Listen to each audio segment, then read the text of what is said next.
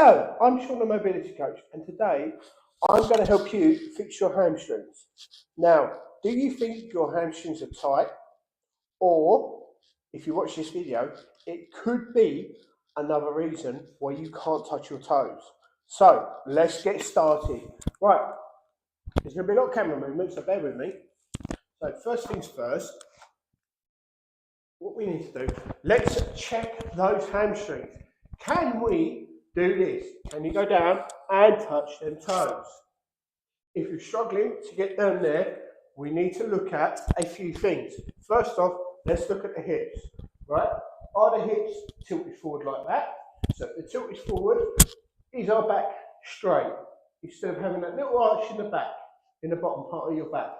Are your hips tilted back like that? We're walking around like a little dinosaur. Is it that? If that's the case, that's going to cause issues with the hips. The hips pulled forward like that, it's going to put a lot of tension on them hips. If it's pushed back, it's going to put a lot of tension on them hamstrings. Second thing, what we need to do is what they call a slump test. So, don't worry, it sounds more complicated than it is, it's very easy.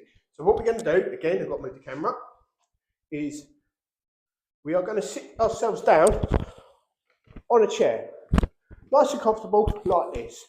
Preferably sit yourself on the edge of a chair and turn around like this, back nice and straight. We start off, feet flat to the ground. And all we're going to do is just hunch over. Yep. Now we don't usually get you hunching over like this, but for this test, we're going to hunch over like that. Pull that head down. We're then going to lift one leg up, pull yourself down, come back down, lift the other leg up, and pull that head down. So, why do we do this test? If you feel any pain shooting down the back of the legs, and it's down here or down here, then it's a nerve issue. If you're getting pain coming down the back of the legs, it's more than likely the sciatic nerve. So, how do we sort this out? Very simple. Again, I'm just going to move the chair back so you can see what I'm doing. All we're going to do is sit on the edge of the chair, watch my toes. Push them away. Head looking up. What we're going to do is, as we bring the toes towards us, we're going to then look down at our toes. And then look up and pull them toes back in. Yep. Push the toes away, look up, pull the toes back towards us, look down at the toes. Do that about 10 times on one leg, swap it over, and do it the same on the other leg. Push the toes away, look up. As we pull the toes back in, we look down. About 10 times on each leg. That's called nerve flossing. The whole idea of that is it's going to calm them nerves down and hopefully will help you improve your flexibility. So once you've done that about 10 times, all you're going to do is stand back up, then and again, go back down and retest. If that's improved it, then the issue there is you've got overactive nerves going on, more so in the sciatic nerve. So the reason why them nerves are then fired up is because you've got overactive and underactive muscles in and around this area. If that doesn't work, then I'm going to give you a few stretches which might help with that as well. First one we're going to look at is the piriformis muscle. Now, if you followed me and you've seen my other videos, I'll explain what the piriformis muscle is. If not, the piriformis muscle is a muscle that sits here in the bum. Woo! And when that gets tight, it clamps onto the sciatic nerve. So what you'll probably find nowadays is sciatica is now also referred to as piriformis syndrome.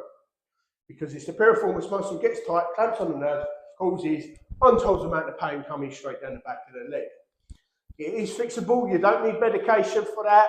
So, this is how we stretch out that piriformis muscle. Grab my chair, pull that forward. All you're going to do is sit on the edge of a chair, grab hold that leg, ankle on that knee, keep that leg, try and get as parallel to the floor as possible. Back nice and straight, and all we're going to do is just lean forward like that. And you're going to feel that nice deep stretch in that bum. We're going to hold it there, we then come back up, then go back into that again and hold it there. We don't force this stretch. This can get very painful because it can be very tight. You want to be nice and gentle with it. What you'll find is each time you lean into it, you're going to be able to go a little bit further. When you get to the point where you can't go no further, what we are going to do is we're going to get to that point where we feel the stretch. We're going to hold it there. We're going to take a few deep breaths in through the nose, out through the mouth. And as we breathe out, we just go that little bit further. Hold it there for about 5 to 10 seconds. We then come back off that, then swap over and do the same on the other leg.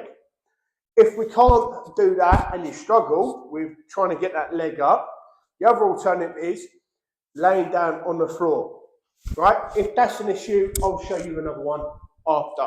We'll show you this one quickly. So what we're going to do is, as we're laying down on the floor, just let me adjust the camera.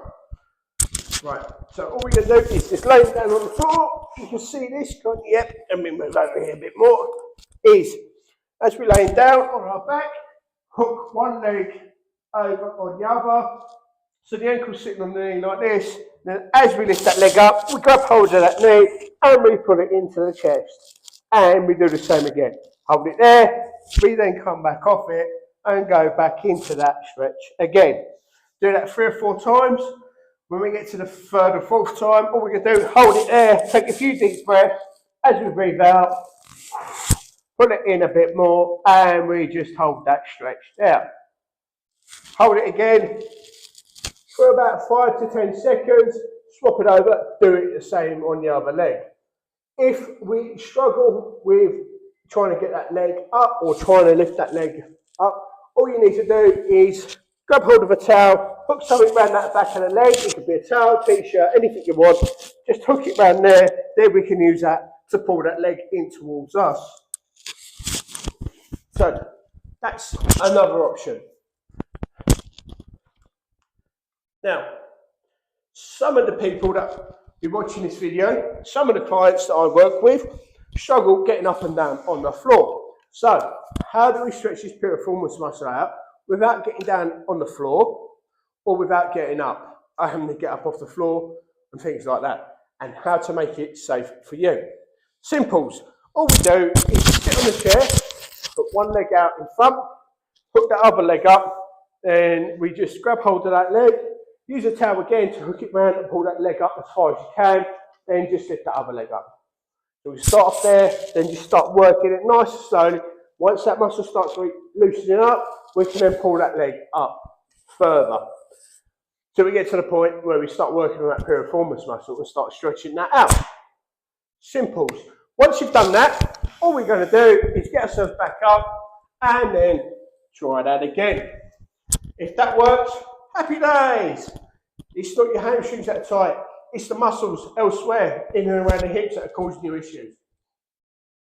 If you still can't touch your toes, don't worry, and you've gone through that, don't worry. All that means is we've got issues going on with the hamstrings and we just need to tighten it, stretch them out, or like I said, we're working with anterior and posterior tilt on the hips. But that is a video for another day. Give that a try, let me know how it goes, drop me a comment, follow, like, share, let everyone else know. And doing this can really help you and improve your mobility. I'm Sean, the Mobility Coach. Like, follow and share, and I'll catch you on the flip side.